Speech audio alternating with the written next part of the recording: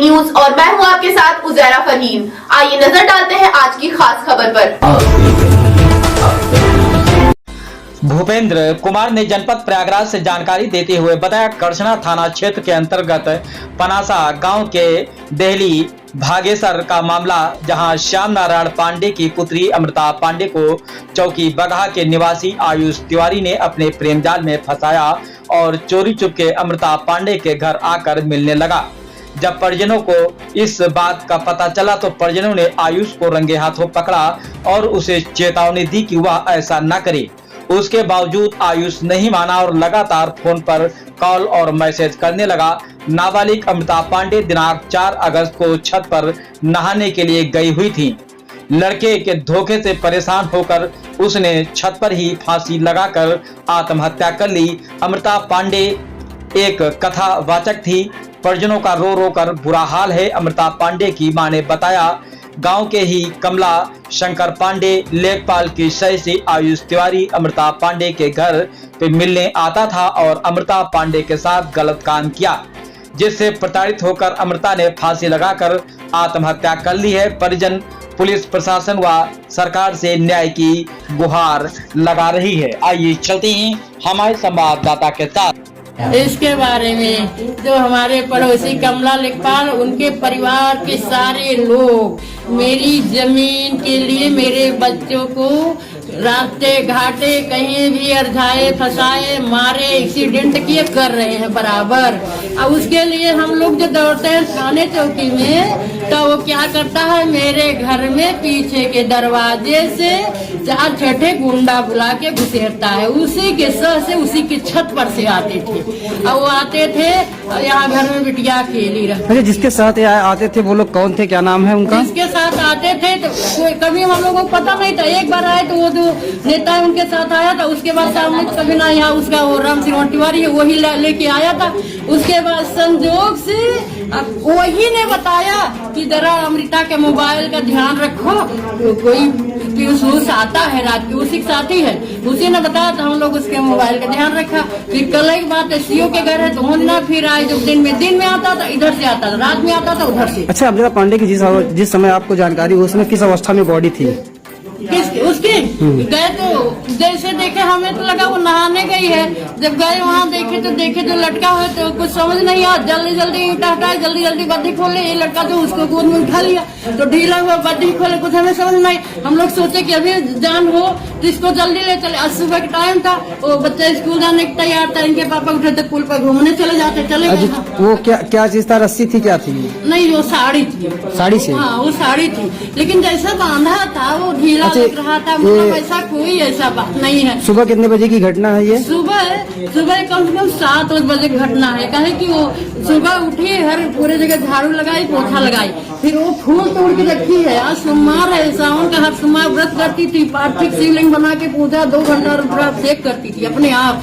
और उसके बाद जब वो नहाने गई, कहे कि लाइट नहीं था, छत पे पानी साफ नहीं था गंदा, तो वहाँ पर बम्बा है, हैंड पाइप से 1 बाल्टी पानी लेके आई। यही मैं लेटी थी, देख रही थी। नीचे साबुन लेके वो नहाने गई। जब नहाने गई तो वहाँ दरवाजा नहीं लगा है, सीढ़ी बंद कर लिया। तो वो छोटा वाला बच्चा जो 10 ने बोला, मम्मी इतनी देर से गई है, आओ जल्दी खोलें दरवाजा। आई हम ना स्कूल की देर हुई तो उनका गोहरावा निकली, आकर नहीं सुना।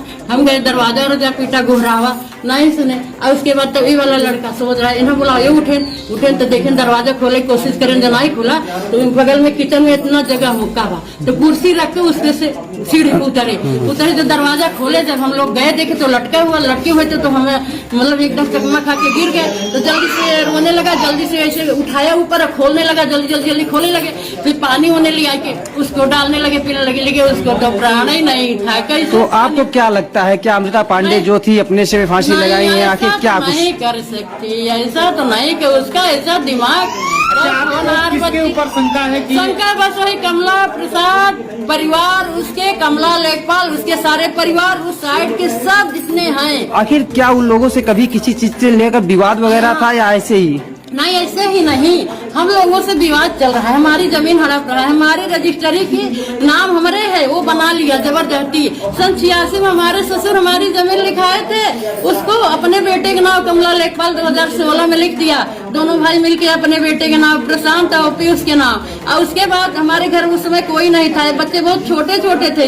ये मेरे आदमी बाहर रहते थे बम्बई में। तब जब हमको जानकारी हुई तो हमने दौड़ा तो खाली जमीन लिखाया था, तो मैंने उसका पेड़ पौधा उम्र दिखा के उसको स्टे करा दिया।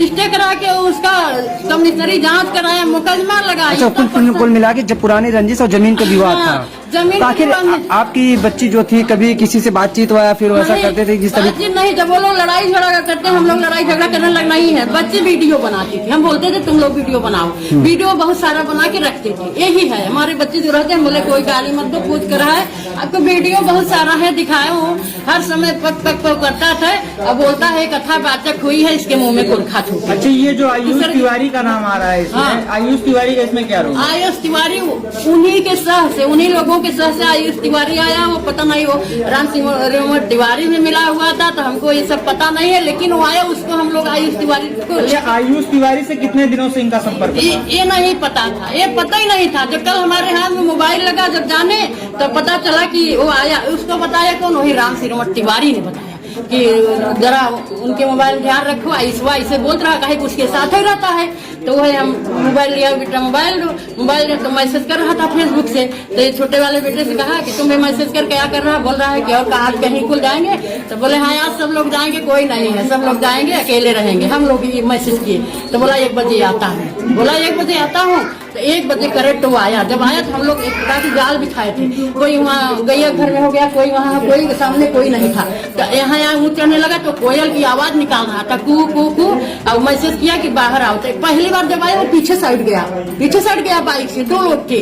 तो वो जो बिटवा था वहाँ मड़ई में वहाँ थे, तो बोला कि पीछे साइड आया हूँ। तो बोला सामने से आओ, मैसेज से बोला तो सामने से आया। जब सामने से आया, यहाँ देखा, जब आ गया तो हम लोग निकल पड़े। तो वो थरथराने लगा, फिर पकड़ के खींच के अंदर किए, फिर उससे सारी बात पूछने लगे, बक्साने लगे, उसका मोबाइल छीन ले।